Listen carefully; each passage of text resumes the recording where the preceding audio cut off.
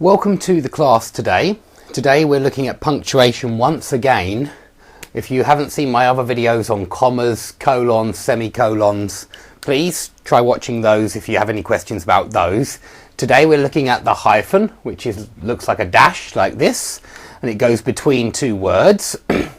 Now, I found out a lot of this information from the Oxford style manual, which is this one. It's based on a collection of rules which were written quite some time ago, called New Heart Rules. I think they were written at the beginning of the 19th century or halfway through the 19th century, something like that. And these particular rules are useful, or they're used by anyone who follows the Oxford style, and so I decided to use these rules, to follow these rules. If you want to find out about the American style, you'll have to read the Chicago Manual of Style, because there are differences, and we'll look at one of the differences straight away with the word no one. But I just want to warn you now that the reason we use hyphens in a lot of compound nouns or compound adjectives is to avoid an awkward collision of vowels or consonants. So in the word no one, we have O and O. So if you write them together, it looks really quite strange, including to natives. It looks very strange to write no one, noon. It looks like noon. And so you very rarely see it written as one word. Nowadays, you often see it written as two words without a hyphen. But we often put a hyphen in there, and it's to avoid the awkward collision of vowels, the O and the O together. And it's the same for part-time, but it's consonants now, the T and the T together. It looks like we've doubled the T, which would make this a very short sound. The same with drip-proof, we double the P. And it looks like drip-proof, drip-proof, if you put it as one word.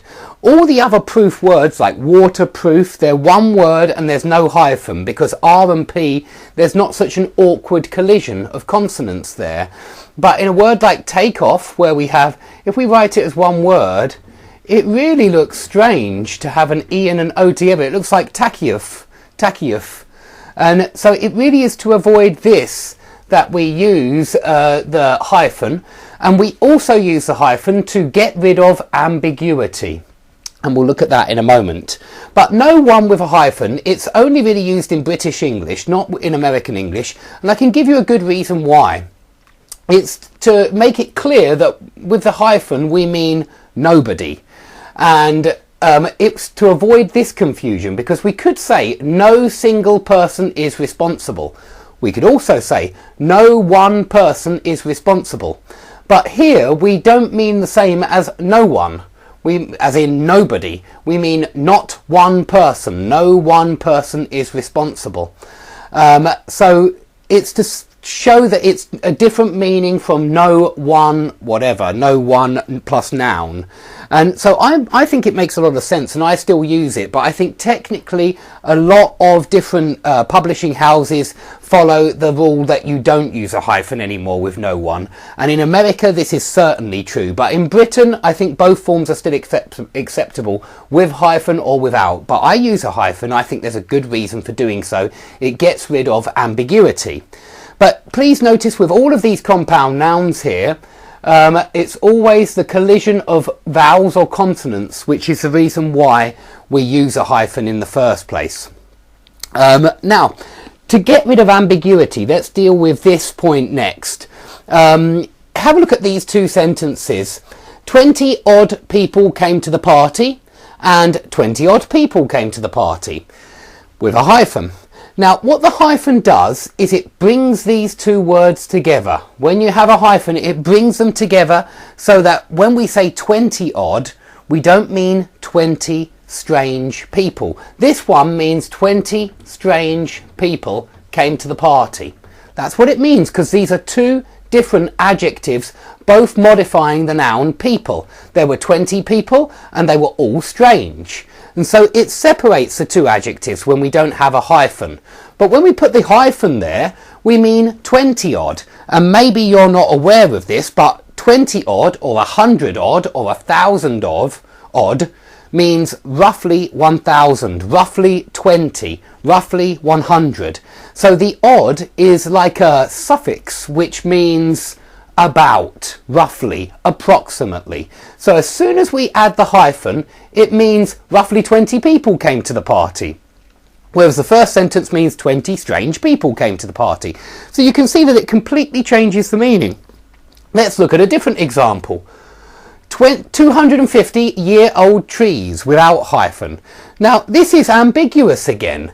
The problem is without the hyphen it sounds like 250 trees which were 1 year old. That's what it sounds like when you say 250-year-old trees without the hyphen. As soon as you add the hyphen, it brings all of that together, meaning trees which were 250 years old.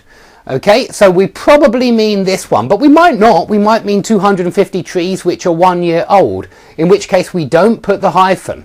So you can see what a big difference the hyphen makes. And we're going to come back to this with this example, these examples in a moment. Okay, so hyphens are essential for getting rid of ambiguity and for bringing together compound adjectives so that they mean something together and so that they modify the noun together. Now, in some compound adjectives like well known, and this is generally the case with noun plus adjective or noun plus participle or adverb plus participle like well known.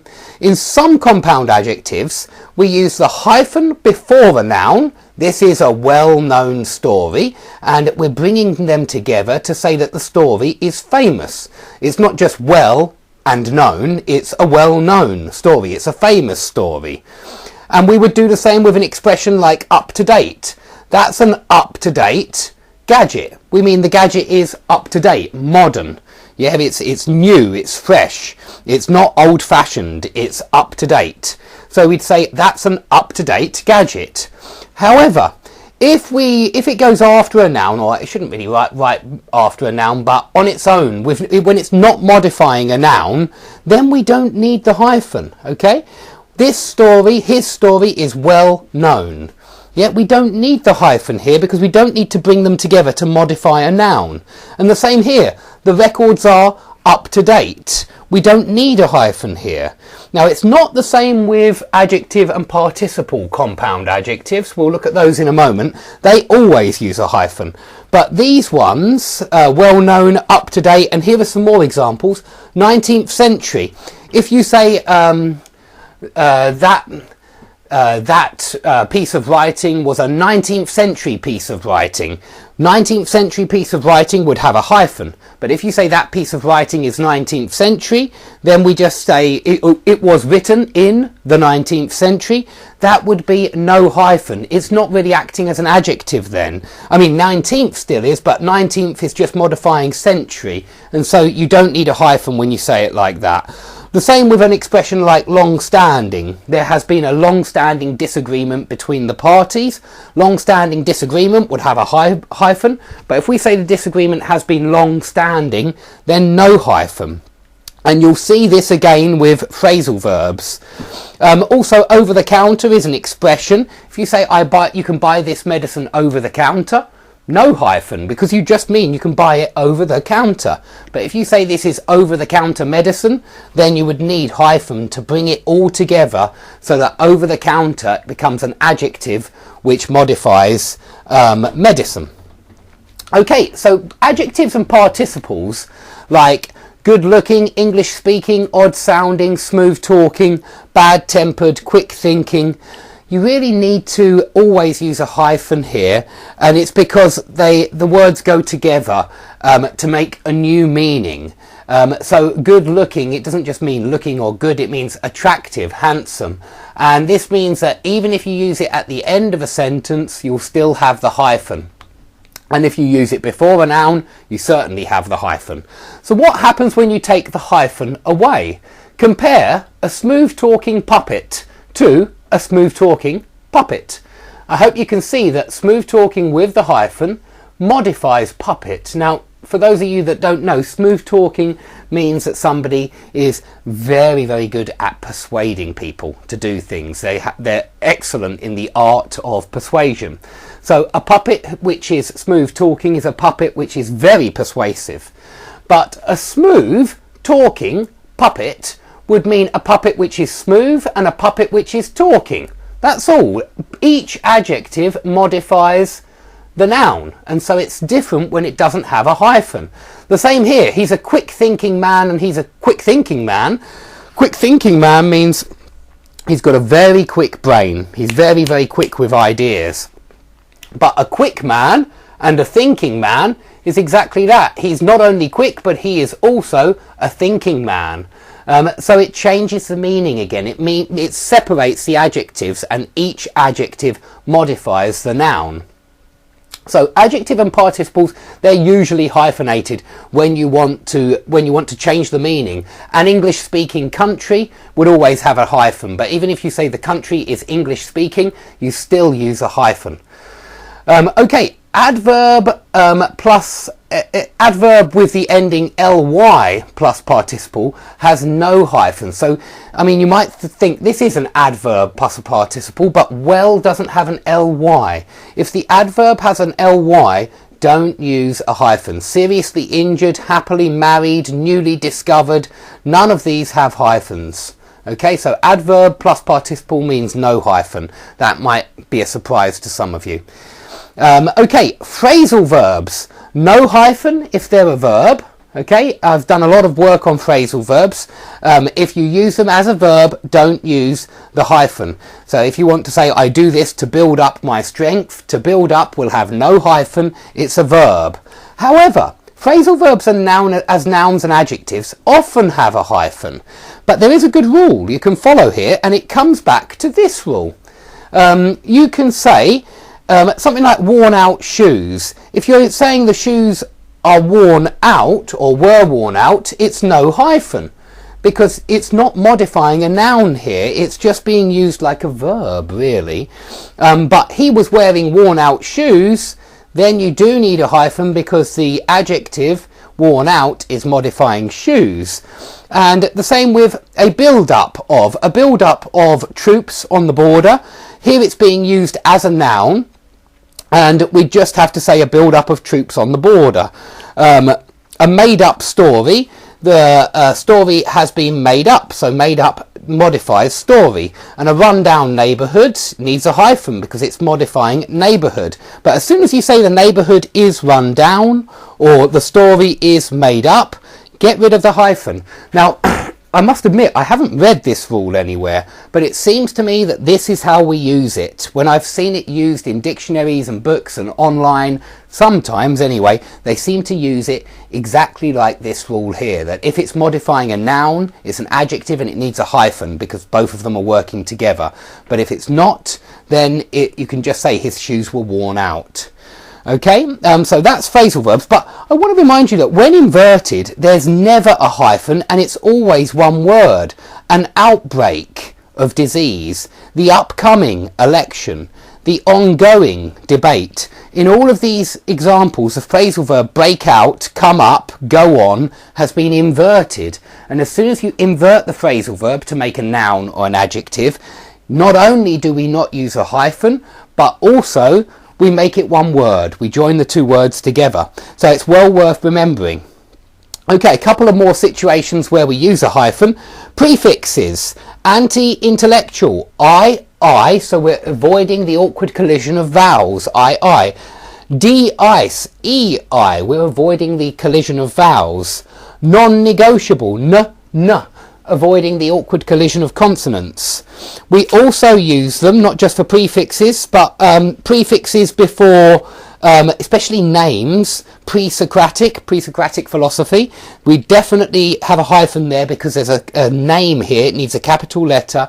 And if you want to say post-Aristotelian, I'm not sure how to pronounce that, post-Aristotelian period, you definitely need a hyphen between the post and the Aristotelian. Okay, pre-1900s would definitely need a hyphen. When you use this post-1960s or whatever, you need a hyphen. And preemptive strikes, I think this is in the news quite often, needs a hyphen because we've got E and E together. Lastly, we use a hyphen for numbers and compass points. Numbers from 21 to 99 need a hyphen. even when you've got it as first, second, third, fourth, 51st, 52nd, 53rd. And compass points need a hyphen, southeast or northwest. They're pretty simple and clear. Now, if you have any questions about hyphens, put them under the video. It will be difficult to find a definitive answer because quite often dictionaries have conflicting information about this stuff. That's why I tried to use the Oxford Style manual, and that's where I took a lot of this information from. But there will always be exceptions, and so unfortunately none of this is something which you can follow 100% of the time. You'll need to check if the dictionary has a hyphen with it or not. Very often the dictionary, unfortunately, is inconsistent, and they'll use the hyphen inconsistently, and that's a shame. I think that they should try to be more consistent and try to follow a rule like this, and I think phrasal verbs do more or less follow this rule, especially adjectives, phrasal verbs of adjectives. They seem to follow this rule of before a noun, use a hyphen. If it doesn't modify a noun, if it's at the end of a to be sentence, don't use a hyphen. Okay, yeah, any questions, please put them under the video. Thanks for watching, and I hope to see you all soon.